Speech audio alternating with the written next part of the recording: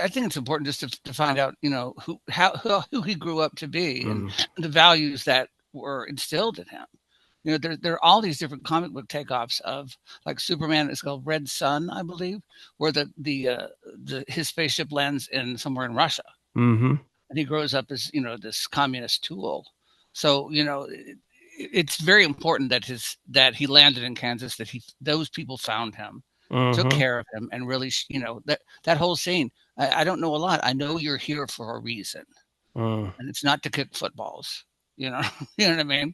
So it's very important, I think, to show why he decides to sort of fight for truth, justice, and the American way.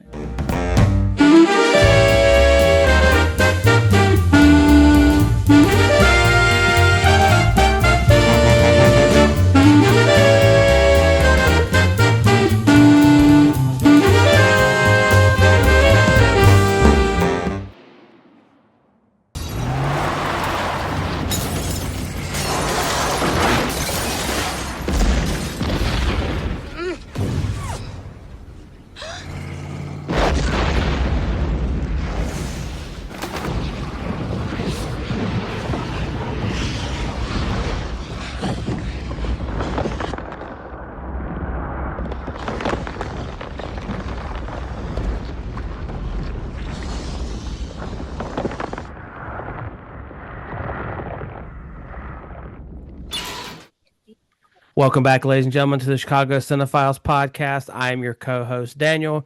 Join with me, as always, is the lovely James and the lovely Steven. Fellas, how we doing today? We're lovely. Always so lovely. Good to we're hear hot, that. But we're lovely, than that. Hot in more ways than one. Oh, bless your heart. The check's in the mail, or I'll just Venmo you. How's that? Is that fine? So if this is your first time here, welcome. This is a very unique episode. If this is your first time, the Chicago Cinephiles podcast typically picks Oscar winner movies and we debate whether or not they deserve to win it. However, with the summer being out and Superman being here, we wanted to kind of take a trip down memory lane and go back to the original Superman movie. Well, the Christopher Reeve one, not the original, but the 1978 one. So that's what we're going to do today. We're going to talk about that. Obviously, it'll be a little bit different because usually our structure is we talk about, did it deserve to win? And I guess we still can have that conversation at the end. But this will be more just kind of focused on Superman and, what we thought of it and even sprinkle in kind of our opinions of the new one versus this one, which one we liked better. But yeah, so without further ado, let's go ahead and get started, guys. So Superman, this movie obviously came out December 15th, 1978. So it was basically a Christmas season movie, right? Steven, did you see this in the theaters, or were you? Sure, I did. I didn't know if you were big into like superheroes that young or not. I figured you were, but I was into DC superheroes before I could read. My mother would read them to me. That's awesome. And then complain about what's an android? It's a robot. Well, why didn't they say robot? I don't know. I didn't read it. I'm 3, Mom. Leave me alone. Read the damn comic. So, yeah, I'm sure I saw this in the theater. Obviously it's based on the comic made by Steven. You want to take it away? DC Comics. No, by Jerry Siegel and oh God, Joe Shuster. Joe Shuster. Sorry to put you on the spot there. I just wanted to test your knowledge there. Stars in the movie are Christopher Reeve as Clark Kent, Gene Hackman as Lex Luthor, who Steven is portraying right now. Thank you. Marlon Brando as Jor-El, and then Margot, I think, is Kidder as Lois Lane. Yes. So pretty good cast, I would say. Budget of about $55 million, grossed about $300 million. At that point, it was the most expensive film ever made up to that point. So the most budget-wise, and it showed, I think, which we'll get into it. It was nominated for 3 Oscars. It was nominated for Best Film Editing, Best Music, and then Best Sound. And it did win a Special Achievement Award for visual effects. So I applaud the Oscars for acknowledging it and giving the award, similar to, I think, how Snow White got the award back in the 30s for being just like a very unique thing. So I appreciate that. But yeah, so it was obviously a pretty big box office hit. Obviously the critics, the Oscars necessarily didn't love it, but at least it was nominated, so we take that. But now we're gonna head over to Steven to give us a quick summary of Superman. Good luck with that. Yeah, really. I was going to say it's not so quick, but it's quick enough. Let's put it that way. Director Richard Donner's 1978 film Superman the Movie introduces both the eponymous first superhero from the 1938 DC Comics Superman and an entirely new genre of film, the superhero movie. In a far-off galaxy on the planet Krypton, scientist Jor-El is convinced that his planet will soon explode and implores Krypton's Science Council to evacuate the planet. But the council disagrees and forbids him from informing others, which would create a climate of fear and panic. Jor-El and his wife Laura decide to send their infant son Kal-El to another planet in a distant galaxy, Earth, where he will look like one of their inhabitants, but he won't be one of them. Kal-El's spaceship leaves Krypton minutes before it explodes and lands in a field in Kansas, where he is found by a kindly older couple from the small town of Smallville named Jonathan and Martha Kent. The Kents raise the child as their own, naming him Clark. Throughout his adolescence, Clark discovers that he has superhuman abilities that unfortunately cannot save Jonathan from a heart attack. After Jonathan's death, Clark goes on a quest to learn more about his alien origins and eventually moves to the great city of Metropolis, where he falls in love with fellow reporter from the Daily Planet, Lois Lane, and begins to use his abilities to help others as Superman, a friend to everyone on the planet Earth, where he fights for truth, justice, and the American way. Daddy-o. Excellent job. Great job, Stephen. Dun, dun, dun, dun, dun. Okay, so now we're going to move into sort of what was going on in the world in 1978. So got some information here for you. In January of that year, Harvey Milk was the first openly gay person elected to public office. Yes. My name is Harvey Milk, and I recruit you. In February, Harriet Tubman becomes the first African American woman on a stamp. Wow. In April of that year, and this pertains to us, Annie Hall beats out Star Wars for Best Picture. In May, like yeah, but compared to, I'm not saying I don't, but you're comparing it to Star Wars. Yeah, I see. A New Hope is like, okay, I can give you're comparing it to Return of the Jedi, but A New Hope. Anyways, May, Ben and Jerry's opens their first ice cream shop. July, the first test tube baby was born. Mm-hmm. In November, we unfortunately had the Jonestown mass suicide. And then also, unfortunately, in November, that George Moscone, and Harvey Milk were both unfortunately murdered. Both were gay. And then, George Moscone wasn't. Oh, he was? Okay, I just assumed he was. He was the mayor.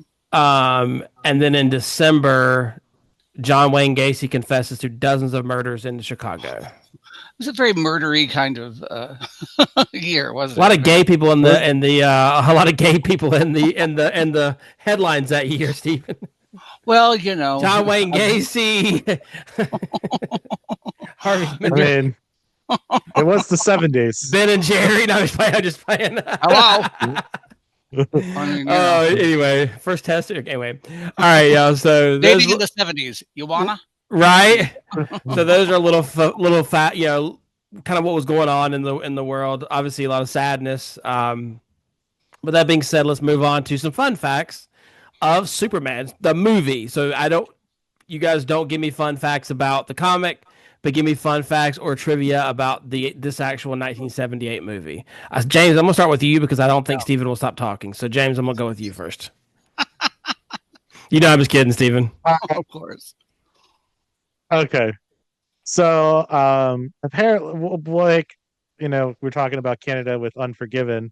Apparently, for Kansas, they use Calgary, Alberta, because the growing season was ahead and the wheat fields were the right height. So they literally shot in Calgary because of the wheat field. Like, that's nuts to me that they did that. Worth it for that shot, though. And that's a great shot. Mm-hmm. No, it is a great shot. One of my favorite things is like how they did because like the special effects are kind of interesting from the 70s because like a lot of it's like physical and a lot of it like we don't have a lot of that CGI yet. And when Clark Kent clicked the football into orbit, they used an air cannon underneath him, so when he would kick it fired off, so it kind of looked cool. The biggest thing that I found out was Um, in New York City, they were filming that. Spoiler, that's Metropolis. Um, there was the 1977 blackout happened, Mm. and the New York Daily News was able to publish despite the blackout because the film company let the newspapers use their generators. Wow. Um, Donner humorously remembered that Joffrey believed he was the cause of it all due to the amount of equipment he was using. Hmm. Crazy. Also, any Amtrak fans was one of the very first Amtrak in the thing because it was Amtrak was founded in 1971. So this is Cool. one of the very few first movies that had it, and yeah, that's kind of what I got. Steven, I will let you go forever now. Um, well, I mean, let's just see just a few things. Well, I think I said this in our other or our previous video, but the way that Christopher Reeve approached the role was, he said for Superman, it's right there in the text. When right before he flies away, when he first meets Lois Lane, she says, "Who are you?" And he says, "A friend." And then when they asked how he played Clark Kent, he said he stole the entire performance from Cary Grant's Bringing Up Baby. Which, Hmm. if you watch Bringing Up Baby, if you're a fan of Bringing Up Baby, you're like, of course he did. I mean, if you've never seen Bringing Up Baby, one of the best screwball comedies ever. Have you seen it, James? Oh yeah, I have. That was such a good film. Oh my God, just one of the best. Um, Yeah. but let's see. Like you Oh, said, it was the film was planned in 3 years, shot in two. At the height of filming, over 1,000 full-time crew members on 11 units were spread over three Wow. studios and 8 countries. Over Wow. 1 million feet of film were used. That's Um, crazy. and I know it's sort of nuts. Um, and the thing that really, I sort of always go to is that Donner shot 75% of Superman 1 and 2 before he was like fired, basically. He was told to concentrate on the end of 1, which changed the plot quite a bit. So then when they were filming 2, um, Gene Hackman refused to film without Donner. So all of the things they had shot, they had to shoot with body doubles, craziness. At the time when they were filming the rest of 2, uh, Brando refused to uh, take part in the resuming of filming because he was suing the Salkins, the producers, because he felt he hadn't been paid on the back end. Uh, and so Richard Lester, the new director, reshot over half of the stuff they'd already shot because he had to have at least, I think, 50% or maybe 60% of the film directed by him before he could get director credit. So they had things in the can that he just reshot for no reason. Well, for a reason that he wanted. Yeah. So, you know, um, but it was also Marlon Brandon's idea to have the S on Jor-El so that it reflected the S on Superman's costume, which has always bugged me, which I think is great. Like, when you watch Man of Steel, you're like, everybody is in these military suits. Here comes, Kal-El, and he's in this red and red and blue, with big capes. Like, why? Some way to sort of, Mm. understand why the costume is the costume. And that really was important. And you see all the rest of the people on Krypton have different letters or different symbols on the front of their outfits, which I thought was really cool. Yeah, it's neat. And the thing that really kills me is that Gene Hackman didn't want to shave off his mustache like very Joker. Well, I'm saying, what is it with villains and not want to shave their mustache off? Good gosh. So Donner showed up and said, "I'll shave off my mustache if you shave off yours." Gene shaved off his, and then Donner took his off. It was a fake mustache. Are you serious? Yes. And so he said that Hackman loved it and laughed his butt off and was on his side for the rest of the Well, show. good for Gene for having a good sense of humor about it. I mean, that's so awesome. Cool. So cool. And to take this back to our other film, what was it? Help me. The Last Emperor. They were going to film in Rome, but and they had lots of pre-production in Rome already done, but they had to scrap all the pre-production they had done because Marlon Brando could not visit Italy because there was a warrant out for his arrest accusing him of obscenity charge for his involvement in the film Last Tango in Paris, directed by Bernardo Bertolucci, who directed The Last Emperor. So little tie-in there. Full circle. That's awesome. Full circle. Love it. Everything comes full circle. It I does. I'm I'm kind of disappointed they ran out of money to film on Krypton, but Uh, I the real love. Krypton, you mean? Yeah. I mean, I thought the filming on Krypton is just beautiful. All the light and yeah. everything. Yeah, it was pretty cool.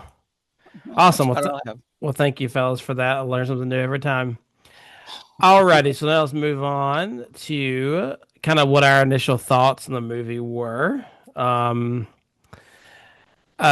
guess I'll go first because I was one of the ones that didn't know a lot of, or hadn't never seen the whole thing all the way through. So my initial thoughts on it were I figured I'd like it because it's Superman and it's Christopher Reeve. And I like Christopher Reeve. And yeah, I mean, that was kind of my initial thoughts. I assumed I'd like it because it's hard not to like it. It's kind of my thought process.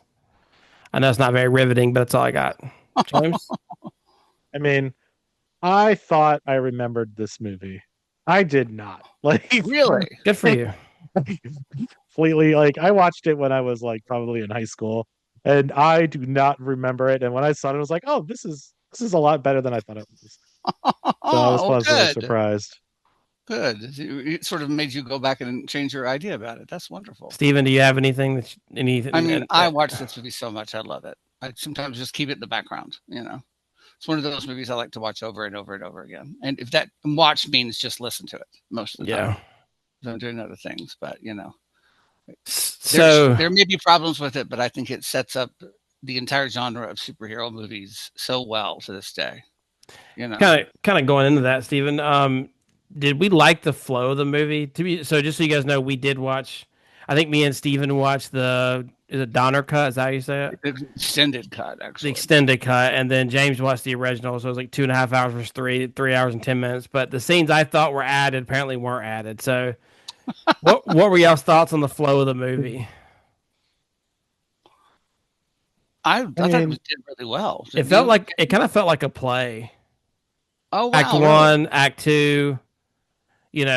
I guess my only complaint with it was, and maybe they're doing it because they want you to show that no crime or not crime's the wrong word. Nobody's above, or the Superman's not above anybody. Whenever he's rescuing people and he rescues a cat out of the tree and then takes the the robbers, it's like I get it.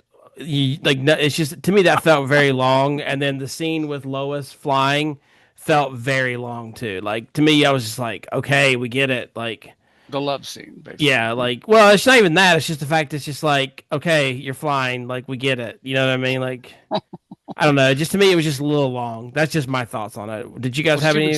You were supposed to sing that song, by the way. Yeah. Did you guys feel that way, or like the pacing? I didn't feel it for that. Not at all, really. I mean, there are some scenes I feel like could have been shortened a bit, and maybe that's why, because we were watching this extended version. But might be, yeah. But to cover all they covered, from Krypton to the spaceship going to Earth to the Kents to his quest to find out who he really was, to then starting his life in Metropolis, is massive storytelling that could have gone wrong in 100 different ways, I feel like. And this film really did not far better than adequate, just really exemplary job, I think. Because a lot of people wanted this to go in the style of the Batman TV series, where they campy and funny. But there are some of those things here, but it's not. There kind of is, but yeah, it's not exactly.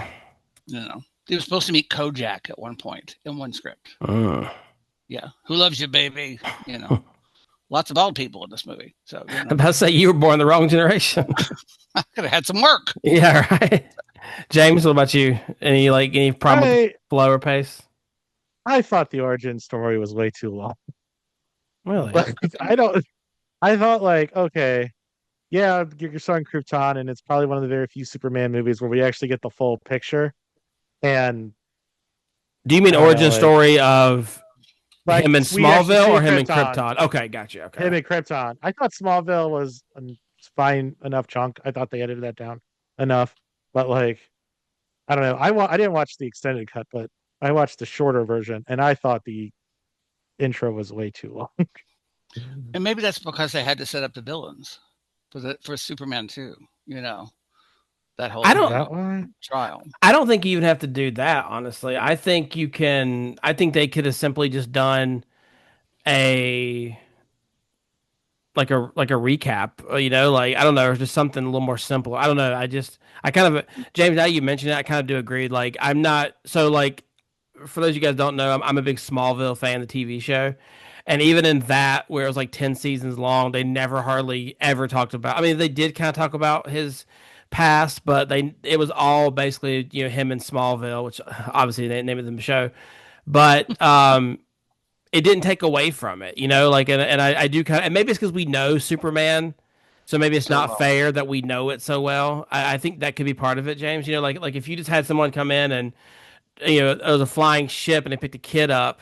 Maybe we wouldn't. Maybe people in the '70s didn't fully understand. I know people knew comics, but it's nowhere near what it is now. Oh yeah, but there That's was true. still We've had how many? very much This into like Yeah, into the 2000s. There was 50 still years. the stigma of comic books are for children. yeah, And if you're reading them as an adult, what's wrong with you? Something's wrong with you. Still, people still believe that. yeah, 100%. You know.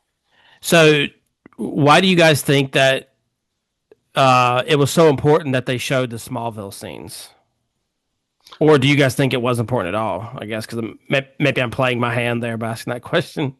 I mean, I think it's important just to find out, who he grew up to be and the values that were instilled in him.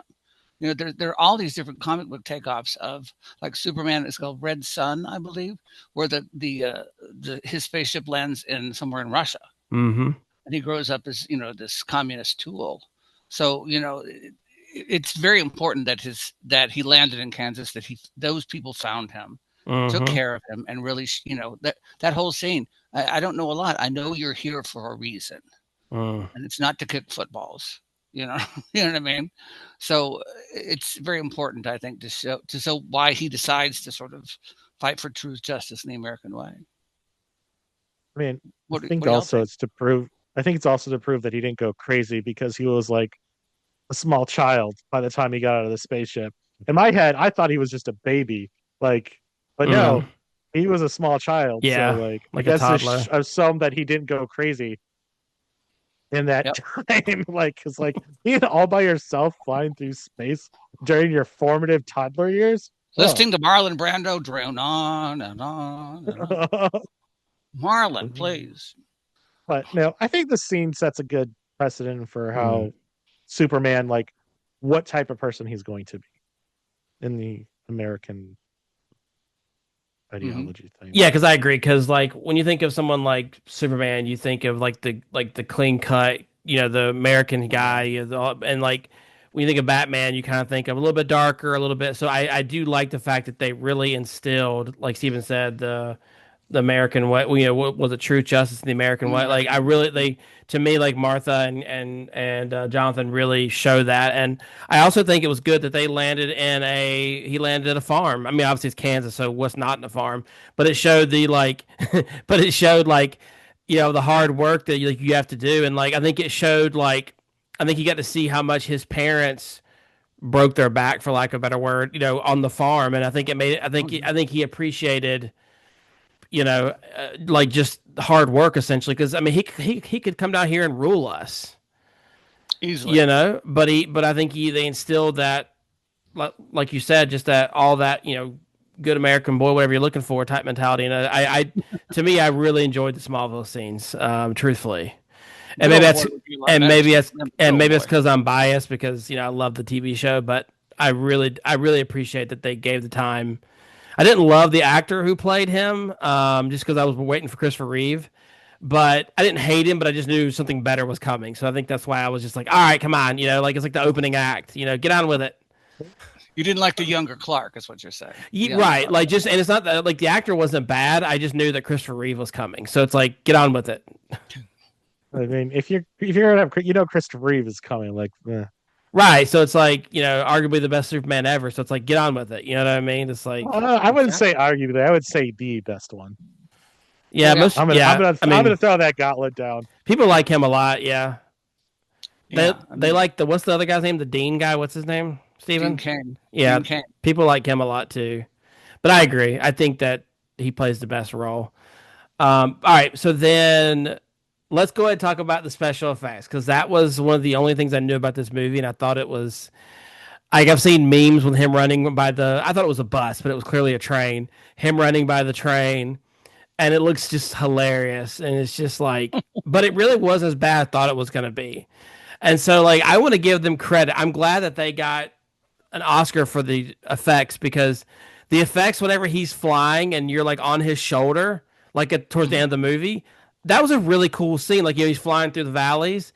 Obviously, you could tell it was like green screen or whatever, but like it was cool. It was I didn't, and then even like the scenes at Krypton where they put him in that the little disc or whatever, the Zod and them in the disc, like that was so cool. I thought. I mean, it's screaming 70s, but I thought it was really cool. What did you guys think about the special effects? I enjoyed them. I like the I really liked how they blew up Krypton. Like I thought that was kind of fun to Yeah, see. The earthquake with entrapping Lois. yeah, and like how it split Hollywood. Like I thought that was just so cool. Like the Hollywood sign, like stuff like that's just neat. The helicopter scene, which was really Ooh, cool. yeah. Yeah, like, but fun fact, they were originally going to do the TWA building, but they had to cut it. They cut it because like a year earlier, like there was an actual helicopter accident on top of the TWA, so Oh, they took it away. okay. And I believe the original script just had Lois falling. And Donner decided to have Lois fall and to have the helicopter fall. Double jeopardy is what he called it. I mean, I think that's a better choice. Yeah. That's way more epic. How do you randomly fall off a skyscraper? It's like, what? I mean, if you fall off a skyscraper, it's kind of your fault. Yeah, it's right. Lois, thank God she had a hat. Otherwise, he wouldn't have known she was up there. Just let her fall, whoever that was. I like the special effects too. I think especially the believing he could fly. Yeah. That really was pulled off well for the time, especially. And there's something about that. Christopher Reeve actually he flew gliders as a hobby, so his experience doing that helped him sort of make the flying more believable and real. That's cool. He used to understand that. So, again, perfect actor for this role. And then I enjoyed the scene with him going around the Earth. I liked it because it took a second for the Earth to stop and then go back. Like to me, that was cool. Like that they could easily just watching Lois in that hole in the earthquake with all this. Yeah, I was like, this is gruesome. Mm-hmm. I mean, great acting from her and great special effects. Dam breaking. That is top-notch model building right there. Like when the dam broke. Oh yeah. Like that's some great model work. You don't get a lot of that much anymore. Model work, but so good. Freebie from Hollywood. All right, so then I've got a few bones to pick with the movie. What's your thoughts on Gene Hackman as Lex Luthor? I love him as Gene. I love him because he's sort of like, I think you said this at one point. He's sort of like a 30s villain. He's got his henchman who's sort of a buffoon, and he's sort of blustery at certain points. I just love him. He's great. The greatest criminal mind of our time, that kind of thing. And then with Miss Tessmacher, what is it my father said? Get out. It's just. I love her one-liners. Are so good. That's a good one-liner. James Superman Returns. It goes. He says, "What is it my father always said to me? You're losing your hair." Before that, get out. This is great. What about you, James? I love Gene Hackman. I just don't know if he's the best Lex Luthor. Like, I don't know. I'm kind of. I love Gene Hackman, so it's kind of like. I agree, James. I agree with you. Yeah. My whole point behind it is, I think it's just because they didn't want to make him too evil. Yeah. If you're the smartest man in the world, you don't have a buffoon as your right-hand man, and you're not in like a rundown train station or whatever. Like, and again, this may be unfair because Michael Rosenbaum was what I grew up on with him playing Lex Luthor and Smallville, and was fantastic. Yeah. I love Gene Hackman as well, but I think he didn't portray being the smartest and most evilest person that I know he can be, if that makes sense. And plus, you have to take into account that if they're thinking that comic books are for children, They knew this was Good going to point. have a huge, younger audience, That's a good and point. they have to sort of set that up for people. I played Shere Khan in a new musical of Jungle Book, and the first draft I read was like, so this guy was just mean, evil, and I was like, no, he has to be sort of like blustery and campy and have an idiot that he can sort of yell at. And so after our first preview, this little girl, I said to this little girl who watched it, "Were you scared of me? You're not evil. You're just silly." So I think that's a good point. That really well. That's a good point, actually. He does have a lot of ways that he can prove that he's truly evil. But I mean, the scene where he drops off, what's her face in the Shark Tank or the Jaguars, like that which is not pretty. in the cut, the theatrical cut. That's just in the Oh yeah, James. So in the I did not even see that. Okay, what's her name again? Miss what? Tessmacher. So in that they tie up Miss Tessmacher and drop her into the like Jaguar pit, and she falls, and then Superman flies down the shaft and grabs her, and then takes the other. Like, I mean, I really thought she was a goner, similar to how I thought Lois was a goner at first, honestly. Oh yeah, exactly. So yeah, like it's a scene worth watching, James, just to kind of see how evil. So I guess in that regards he was. Otisburg, really?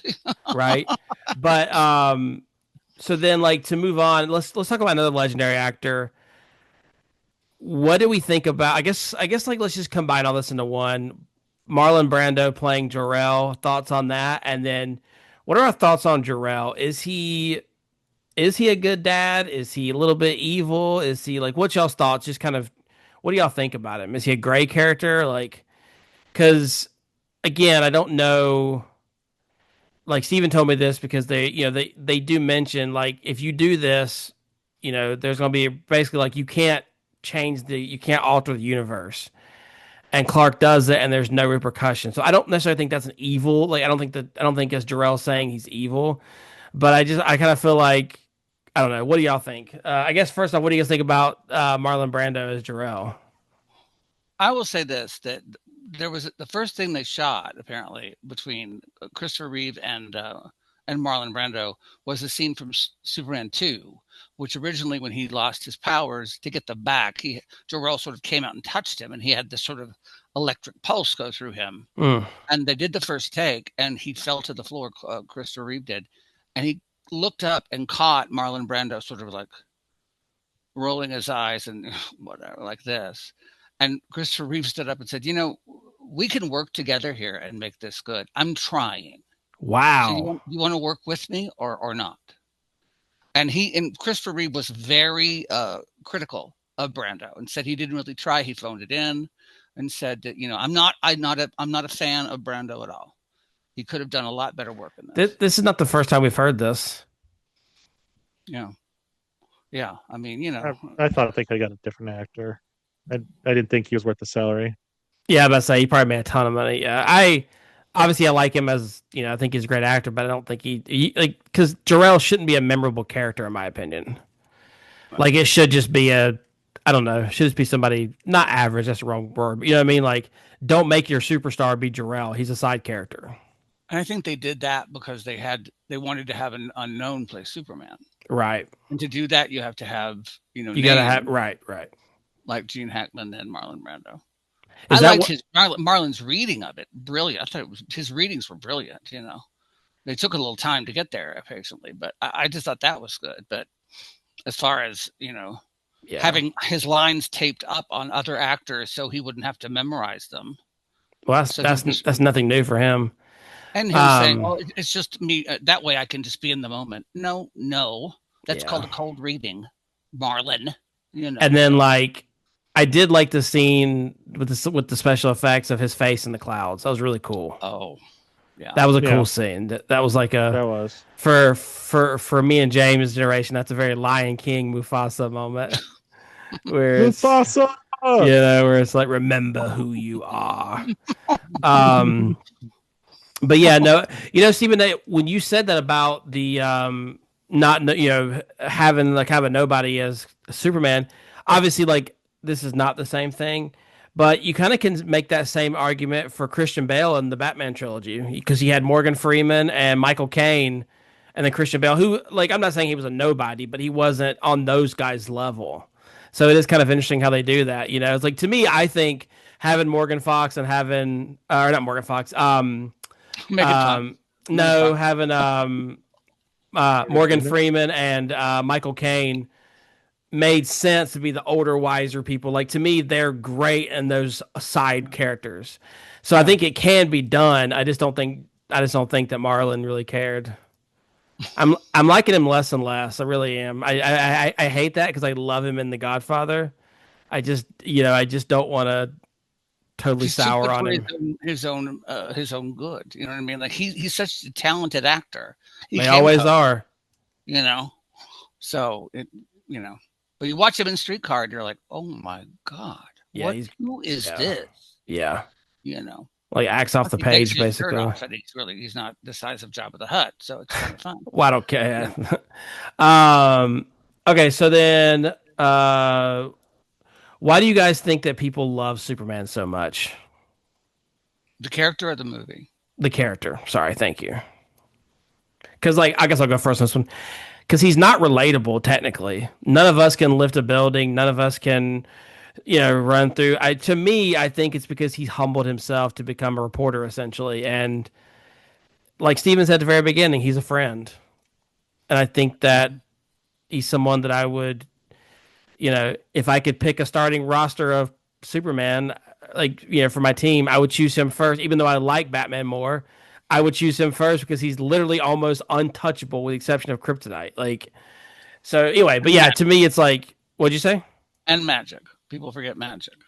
He's Ah, susceptible to magic. so keep Olivia Newton-John out of the script, and As long as he doesn't appear in Xanadu. yeah, we're good. A cameo in Xanadu. Superman roller boogieing in the Xanadu nightclub. But to me, I think that's why, and I think too, it's because it came out during the Great Depression, and so I think that the people from the '70s when this movie came out, their grandparents and parents went through the Depression, and they probably remembered, as a younger person, having the comic books and running to the store and knowing what happened. Like, so they just had that ooh feeling, and I think I think it's just continued generation after generation. That's just my thoughts. What about y'all?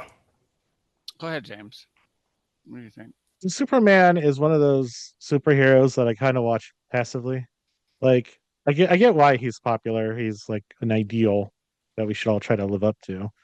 But I don't know, he's just so perfect. Like I have a hard time. He's just too perfect. Like I have a hard time like enjoying a lot of these movies. Like but I think it's because he's an ideal that we can all live up to. But, you know, other than most Superman movies aren't that great, except this one. Well, I think he's perfect because he's not human, and we forget that. Yeah, So it's like he you looks think like us, about but he's not human. you think about what his career two high school age Jewish boys from Cincinnati Mm. who are trying to make a buck, and I'm not sure which one of them, but his father was shot, I believe, by someone trying to rob the store. His father ran like a general store, and was shot and killed. I believe this is true. And so then they create this character who can't be killed by bullets. Wow, I mean, that's fascinating. it's something, and especially with the Great Depression, the first few people that Superman fought were, a man beating his wife, a person who was taking advantage of someone as far as the rent is concerned. I mean, he really went about taking on relatable villains, and with these A powers that he could. CEO at a Coldplay concert. Yeah, exactly. X-ray vision. I know who he is. There's that. Plus, there's a sense of, And he that's like has a all this. normalcy too. Like I'm not downplaying domestic violence or whatever, but like it's not like he's going to stop Lex Luthor day one. So you like you said, Stephen, you kind of get you feel like he's helping us fight crime on the streets type deal. And when you know all that he can do, then there's this sense of wow, and he's doing this for us. He's taking care of the little guy and on our side, and when he could rule the entire planet, very easily. So I don't know. There's that for me. I'm gonna throw this out just because this is like I I love DC and I love like the Justice League world, that kind of stuff. So me and Steven talk about this a lot. So this would be nothing new to Steven. So James, is new to you. So I'm sorry, I'm kind of throwing it on, really throwing on you both. I didn't bring this up before, but do you think that because there is a theory out there that like if Superman didn't come to Earth, Earth would be safe. Like the only reason that Earth is invaded by people, Zod and everybody else, is because there's a powerful being there. But then on the flip side, you have Lex Luthor there. So like you could argue both sides. He's human, so you can argue both sides. Do you guys believe in that? Where like superheroes, yeah, they defend the world, but they also bring a lot of trouble to the world. I mean, if you think about like superheroes in general, like a lot of them like are homegrown. It's not like how many of Good them point. are alien encounters? Yeah. Like I don't mean to drop universes, but like Captain America, like Mm, what he fought, the Germans. Like Yeah. so like they're all mostly domestic threats. And then to good like point. up the comic, I'm guessing they would go in and up the stakes. Like, oh, you know what? Let's do an alien invasion because Yeah. why not? That will up the stakes. So And because like who I can don't know if stop I believe that. Superman? You know, like it's like No, No, like exactly. what earthly person can stop him? Like, Batman.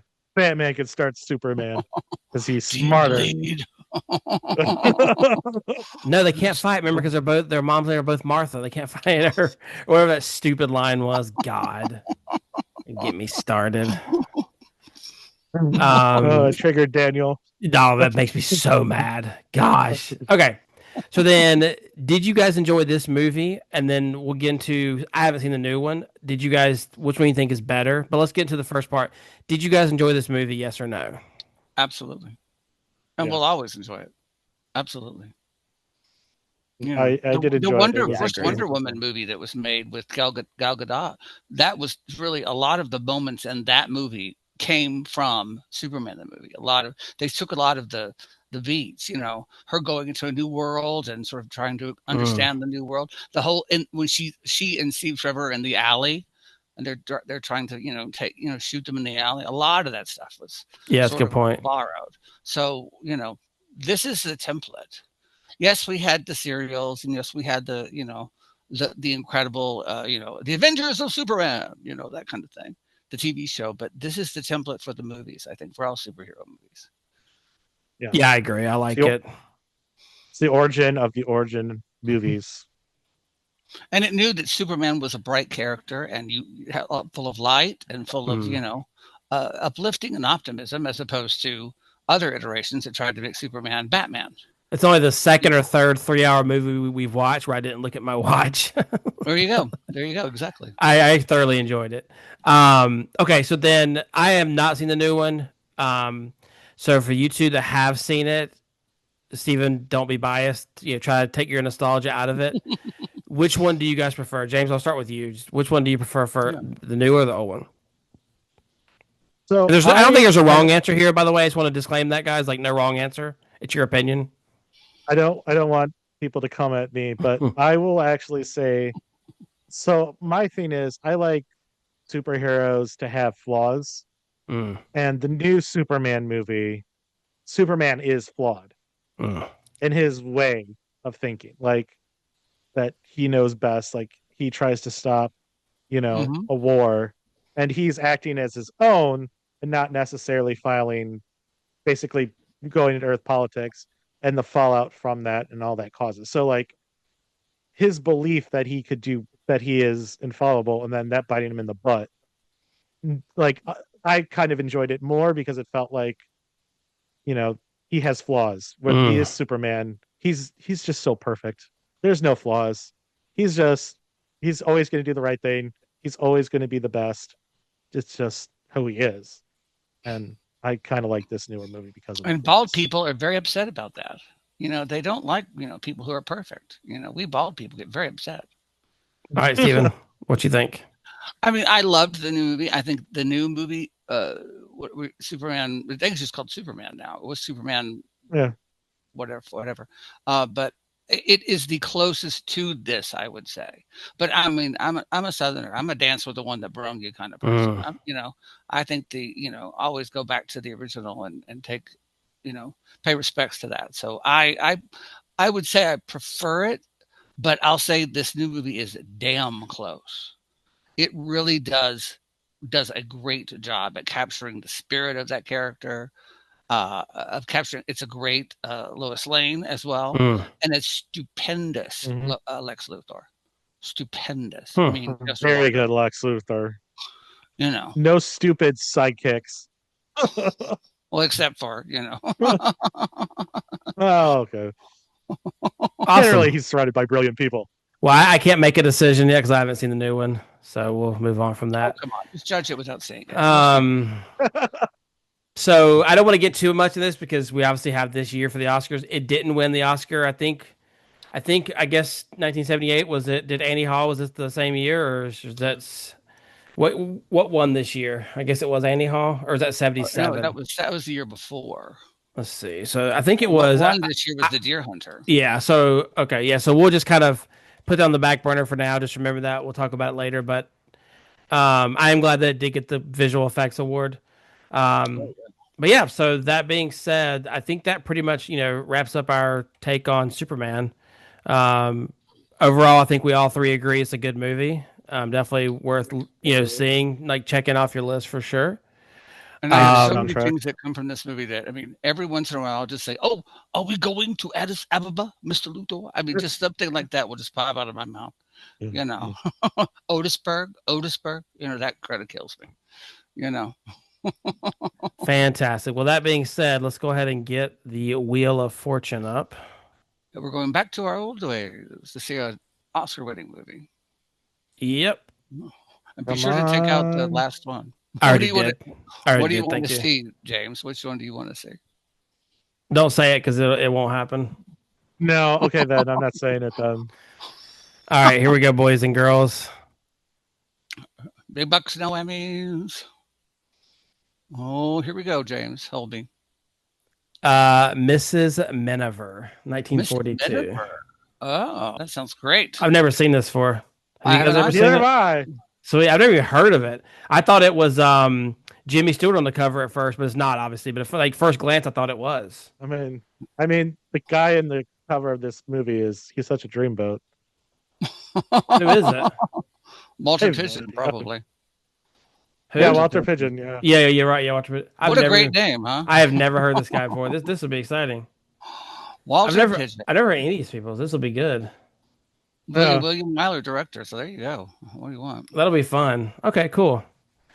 All right, y'all. Well, this was our first dive into the DC world. If you guys do enjoy this kind of movies and would like for us to do more of this content, please let us know in the comments. If you tell us, please go back to your roots, go back to your Oscars, we'll take that in consideration as well. We just kind of want to do what the people want. We thought it'd be fun to do like a summer blockbuster film.